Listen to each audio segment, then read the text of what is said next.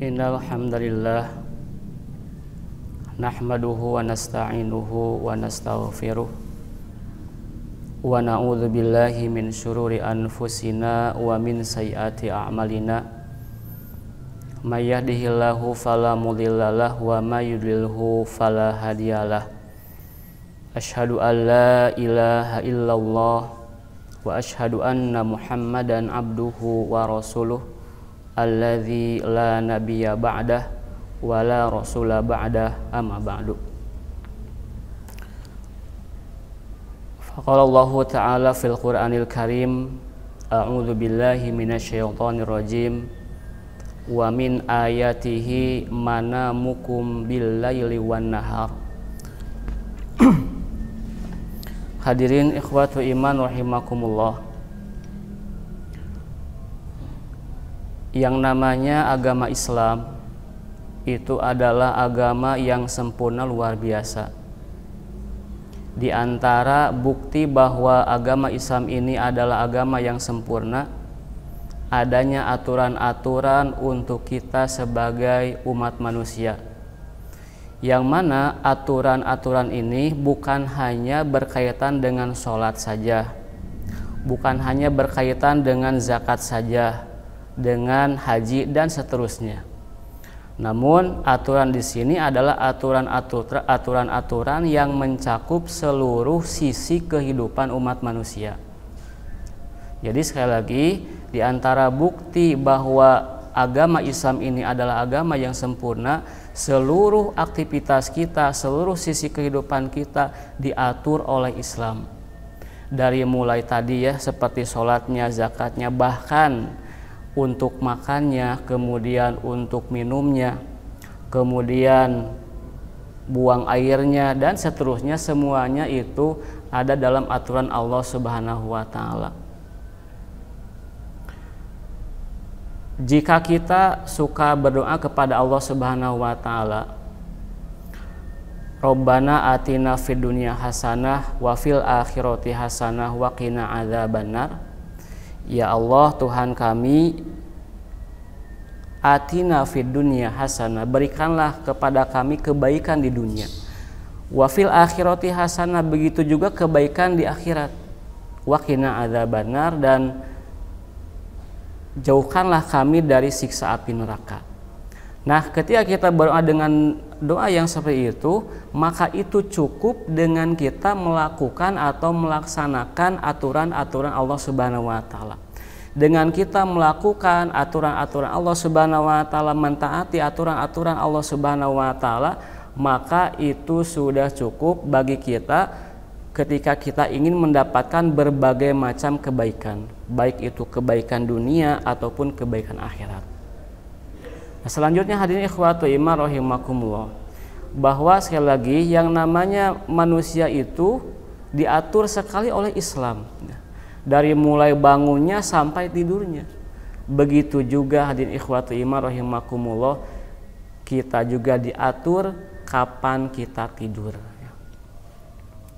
Jadi pada kesempatan hari ini kita akan membahas berkaitan dengan waktu-waktu tidur, atau hikmah di balik, rahasia di balik waktu-waktu tidur.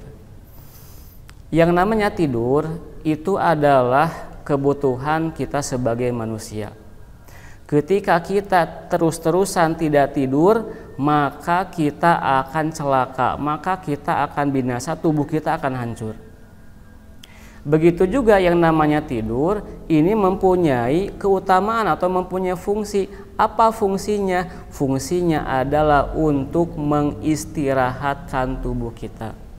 Maka kata Allah Subhanahu wa taala, wa ja'alna naumakum subata. Dan kami menjadikan tidur kamu itu subatan, untuk istirahat.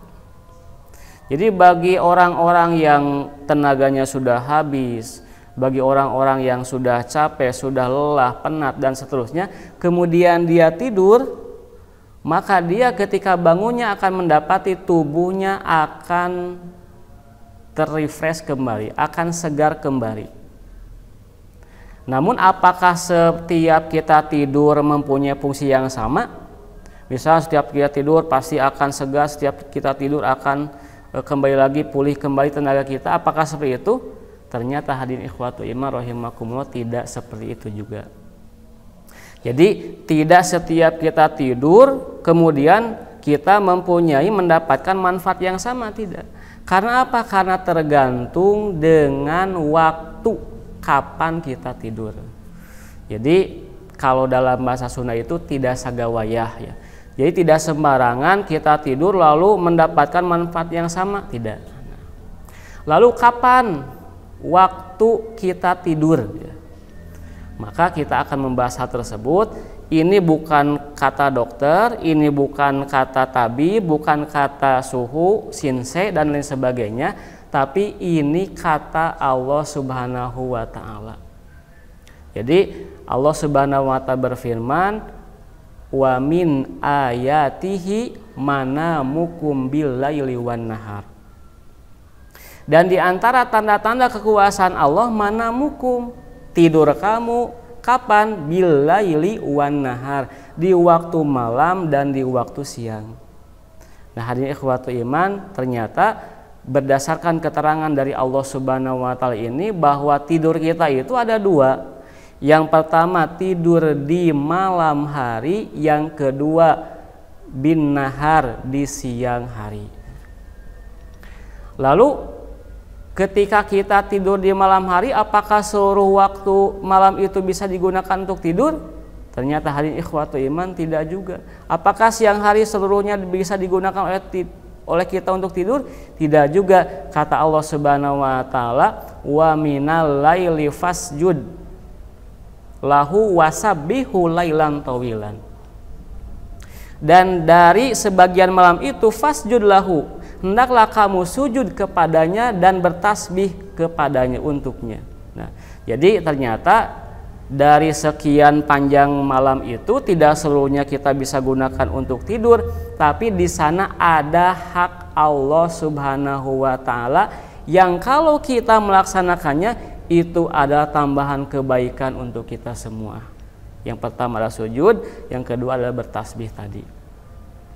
Begitu juga ketika siang hari juga sama, tidak seluruhnya kita bisa melaksanakan, kita bisa mengisinya dengan tidur, tapi kata Allah Subhanahu wa taala, wa ja'alnal laila libasan wa ja'alnan nahara ma'asan. Kami menjadikan malam itu sebagai untuk istirahat, dan kami menjadikan siang itu ma'asan, untuk mencari kehidupan, pangupa jiwa. Jadi ikhwatu iman rahimakumullah, jadi ternyata tidak seluruhnya ya kita bisa menggunakannya untuk tidur. Lalu kapan kita bisa tidur ya? Ketika malam hari kapan? Ketika siang hari kapan? Maka kata Abu Barzah ya, ketika berhubungan dengan tidur di malam hari, Abu Barzah berkata bahwa kana yakrohun nauma qoblal isya. Maksudnya di sana adalah Rasulullah SAW. Anna Rasulullah SAW kana yakrohun nauma qoblal isya wal haditha ba'daha. Rasulullah SAW itu beliau tidak suka apa? Tidak suka untuk tidur sebelum isya. Dan yang kedua, Rasul juga tidak suka untuk beromong-omong atau ngobrol-ngobrol setelah isya. Jadi artinya apa? Hadirin ikhwatu iman rahimakumullah.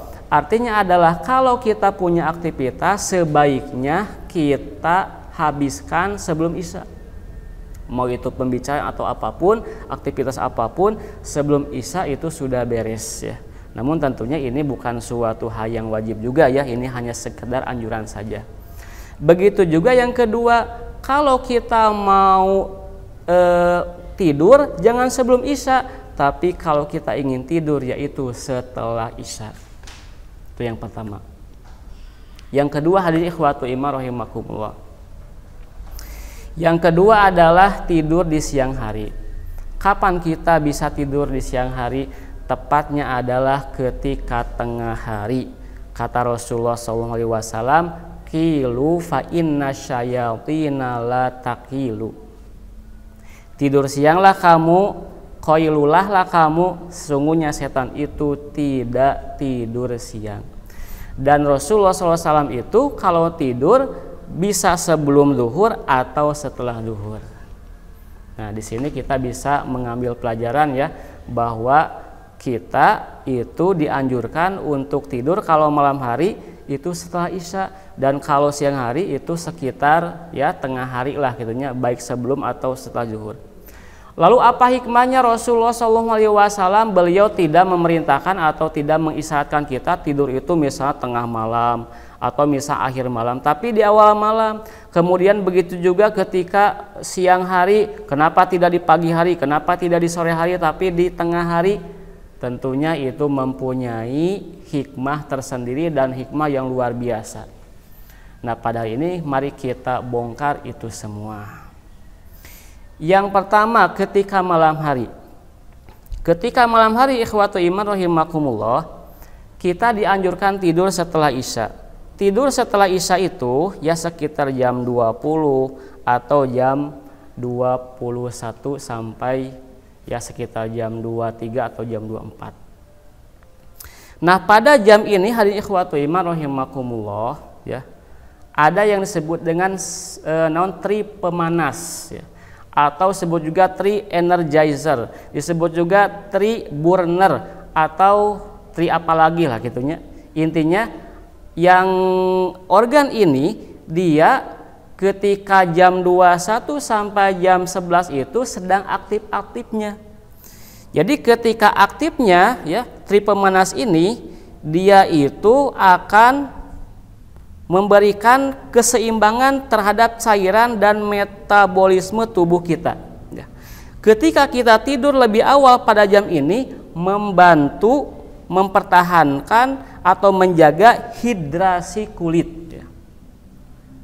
Dan kemudian mencegah juga apa? Mencegah penuaan, kulit kusam, kemudian mencegah juga keriput. Nah, ini tentunya adalah sesuatu yang diburu ya oleh akhwat, umahat ya. Jadi kalau kita misalnya ingin awet muda ya, awet muda, kemudian kulit kita bagus, itu diusahakan tidur setelah Isya. Ditambah lagi nanti jam 3. Tambah lagi jam 3. Jam 3 ini hadirin ikhwatu iman, kita dianjurkan untuk bangun. Jadi tidur jam 9, jam 3 sudah bangun. Walaupun sebenarnya jam 12 bangun juga sudah bisa, tapi misal jam 3 aja. Nah, ketika kita jam 3 itu dianjurkan untuk bangun. Kenapa dianjurkan untuk bangun? Karena pada jam 3 sampai jam 5 itu paru-paru kita sedang aktif. Bagaimana ketika paru-paru kita itu sedang aktif? Maka kita dianjurkan untuk bangun dan sebanyak-banyaknya kita menghirup udara segar. Karena pada jam itu udara sedang segar-segarnya dan paru-paru sedang aktif-aktifnya. Lalu bagaimana, apa akibatnya, dampak baiknya apa untuk tubuh kita? Yang namanya paru-paru hadirin ikhwatu iman, ini berhubungan erat dengan kulit kita. Kalau paru-parunya bagus, kulitnya akan bagus, ya. Oleh karena itu, kalau misalnya orang yang biasa terbangun di akhir malam ya, jam 3 misalnya, itu biasanya kulitnya akan lebih glowing ya, akan lebih kinclong. Karena apa? Karena ketika jam 3 ini paru-paru kita sedang aktif. Atau misalnya di daerah-daerah terpencil, di kampung-kampung, desa-desa yang bebas dari talawuth, bebas dari polusi, itu biasanya kulitnya itu bagus-bagus. Kenapa? Karena paru-parunya itu bagus juga, paru-parunya bersih sehingga bisa terlihat dari kulitnya atau bisa berakibat baik untuk kulitnya. Jadi itu yang pertama ya, berkaitan dengan tidur di malam hari seperti itu, yaitu untuk memberikan kulit yang bagus, awet muda, kemudian kulit tidak kusam dan tidak keriput. Yang kedua, tidur di siang hari. Ini juga hadirin ikhwatu iman rahimakumullah mempunyai hikmah yang besar. Tidur di siang hari itu sekitar jam 11 sampai jam 1. Tapi itu bukan seluruhnya dipakai tidur, kita pilih saja apakah mau sebelum duhur atau setelah duhur. Pada jam 11 sampai jam 1 ini hadirin, itu sedang aktif-aktifnya jantung kita. Yang mana jantung ini berpengaruh besar kepada kecerdasan kita. Begitu juga jantung ini berpengaruh juga kepada aktivitas tubuh kita. Jadi kalau misalnya jantungnya bagus, maka dia akan energik. Jantungnya bagus, dia akan cerdas. Jantungnya bagus, bicaranya pun bagus. Makanya kalau ada anak yang aktif itu jantungnya bagus. Biasanya kalau anak aktif itu dia bicaranya bagus, otaknya pun cerdas.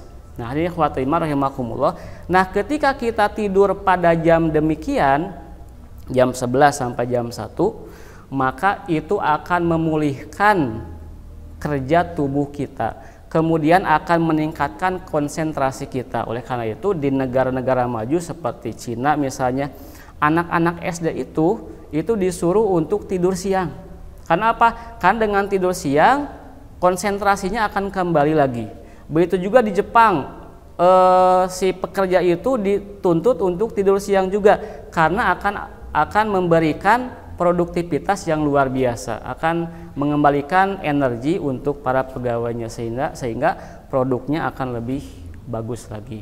Nah, hadirin ikhwati rahimakumullah, dengan demikian ya Allah Subhanahu wa taala sudah memberikan kepada kita sinyal-sinyal, aturan-aturan yang mana dengan aturan itu ketika kita melaksanakannya maka kita akan mendapatkan kebaikan-kebaikan di antaranya sebagaimana yang tadi sebutkan pada pertemuan atau pada kesempatan tadi.